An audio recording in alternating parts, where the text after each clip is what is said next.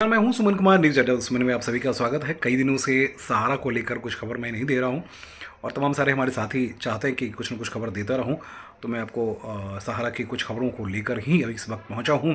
वैसे पार्लियामेंट के सेशन का ये आखिरी सप्ताह है और लगातार कई दिनों से पार्लियामेंट के सेशन चल रहा है और हम लोग यही उम्मीद करते हैं कि सहारा से रिलेटेड कुछ न कुछ खबर बाहर निकले और कुछ न कुछ जो इन्वेस्टर हैं उनको उनका पैसा मिल सके, जिनके पैसे फंसे हुए हैं उनको पैसा मिल सके। ये तमाम सारे मसले ऐसे ऐसे हैं जो बिल्कुल एक जगह पे आके अटक सा गया है। तो मित्रों देखिए, पार्लियामेंट का सेशन है और अभी तक क्वेश्चन आवर से लेकर तमाम सारे मसलों की, आज बुधवार का दिन है।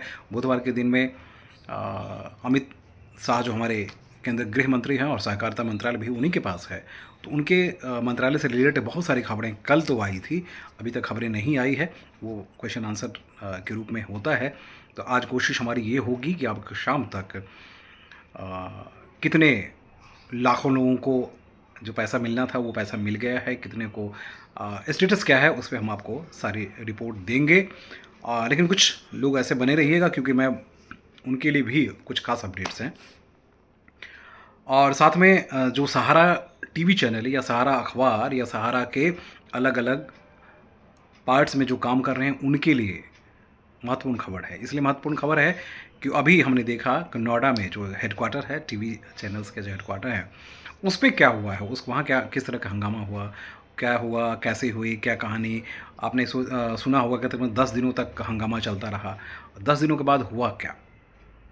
तो मित्रों, कल शाम में मैं सहारा की तरफ गया था और कुछ हमारे साथी जो पूर्व में हमारे साथी रहे, आज भी हमारे मित्र हैं, क्योंकि 18 साल हमने सहारा के साथ बिताया है और वहाँ रिपोर्टिंग की है।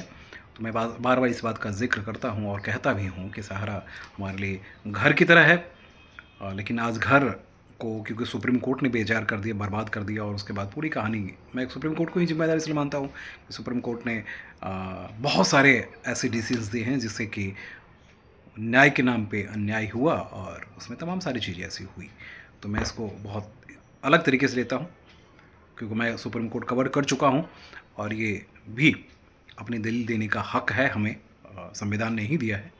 जज जो हैं वो जजमेंट देंगे, लेकिन जज के सामने इस बात को मैं क्यों कहता हूँ मैं आपको बताता हूँ।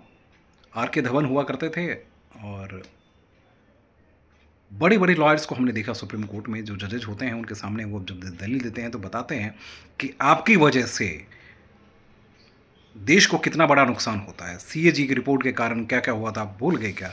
ये सरकार बदल गई, पलट गई और उसके बाद तमाम सारी चीज़ें आज 2G 3G कहाँ, कौन सा घोटाला, कहीं एक कॉमनवेल्थ में कोई घोटाला हुआ क्या? लेकिन इस कोर्ट ने इंक्वायरी के नाम पे सारी पूरी कंपनियों को बंद करवा दी। 150 से ज़्यादा कंपनियां बंद हुई। सहारा के नाम पे क्या हुआ वो हमारे आपको बहुत अच्छी तरह पता है। आज परेशान कौन है? एक इन्वेस्टर परेशान है, सुप्रीम कोर्ट का जज परेशान नहीं, सरकार परेशान नहीं। सरकार सिर्फ इस बात को लेकर परेशान है क्योंकि सरकार को लोगों को जवाब देना पड़ता है, इस बात को लेकर परेशान है। इन्वेस्टर परेशान है, हम जैसे रिपोर्टर परेशान हैं क्योंकि हमने 18 साल सहारा में नौकरी की और उसके बाद हमने झेला कि अपनी सैलरी को लेकर हम भटकते रहे और आज भी 10 लाख रुपए हमारे जैसे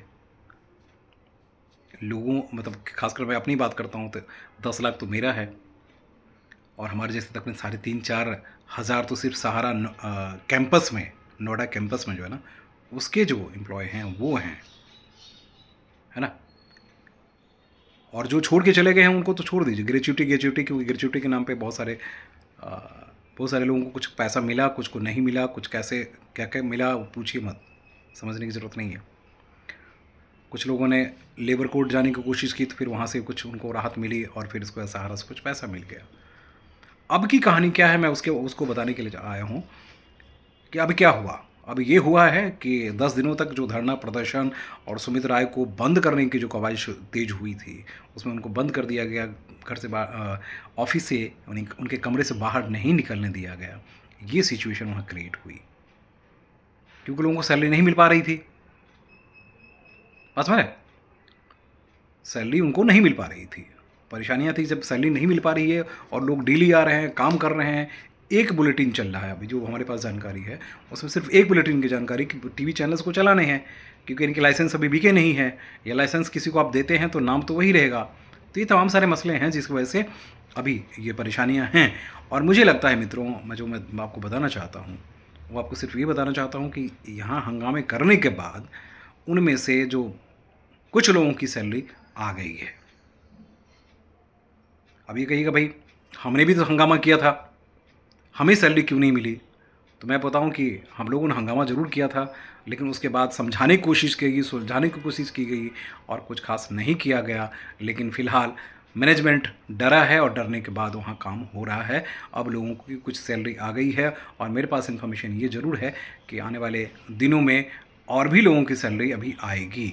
हाँ, जहाँ तक इन्वेस्टमेंट की बात है, इन्वेस्टर की बात है, तो वो आप लोग बने रहिएगा, क्योंकि अभी एप्लीकेशन देने के लिए जो कहा गया है वो एप्लीकेशन दे रहे हैं तो बहुत अच्छी बात है, नहीं दे रहे हैं तब भी अच्छी बात है। लेकिन एप्लीकेशन नहीं बल्कि फॉर्म जो है उसको अपलोड कीजिए, और जब तक अपलोड आप नहीं करेंगे तब तक बातें नहीं बनेगी। शाम तक मैं फिर अपडेट करूँगा, क्योंकि मिनिस्ट्री से आज इन्फॉर्मेशन आने वाली है। क्योंकि देखिए 9 करोड़ से 12 करोड़ के आसपास जो है इन्वेस्टर्स हैं, बेहद परेशान हैं लोग। लोगों को समझ नहीं आ रही कि वो कहाँ जाएंगे। हम देख रहे हैं कि उनके जो जनप्रतिनिधि हैं, सांसद हैं, सांसद के पास अगर वो जाते हैं तो सांसद भी इस मसले को कुछ बता नहीं पाते, सुलझा नहीं पाते, क्योंकि सबसे ज़्यादा बिहार, उत्तर प्रदेश, मध्य प्रदेश, छत्तीसगढ़, हरियाणा, आंध्र प्रदेश के जो सांसद हैं वो इस मसले को ले आते हैं। क्योंकि संसद का सत्र चल रहा है, जिस वक्त अभी जो बातचीत होती है तो हर व्यक्ति के चेहरे, हर व्यक्ति इसी बात को लेकर कि आखिर इनका हो क्या रहा है, कैसे हो रहा है। तो कई सांसदों ने सीधे सीधे अमित शाह से मुलाकात की और मंत्रालय के जो कंसर्निंग ऑफिसर हैं उनसे मुलाकात की है, और वाकई में उसका सोल्यूशन आ रहा है, निकल रहा है। और जो मेरे पास इन्फॉर्मेशन है मित्रों कि उनको बताया जा रहा है कि अभी तक लगभग 2000 करोड़ बांटे गए हैं, और ये जो तो कितने लोगों को मिला है वो आंकड़ा भी शाम तक आ जाएगा। लेकिन मेरे पास आंकड़े हैं कि 15 से 17 लाख के आसपास जो है लोगों को दिया जा चुका है।